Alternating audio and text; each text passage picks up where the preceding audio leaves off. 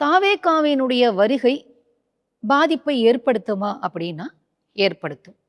யாருக்கு?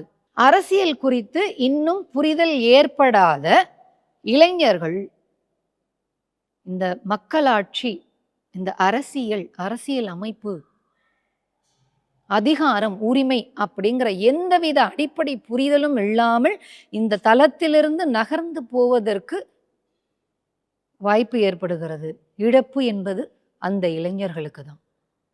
ஏன்னா தாவேகாவினுடைய தலைவர் என்றைக்காவது அரசியல் பேசியிருக்கிறாரா? அதிகாரத்திற்கு நான் வர வேண்டும் என்று தான் பேசுறாரே தவிர அரசியல் பேசவில்லை.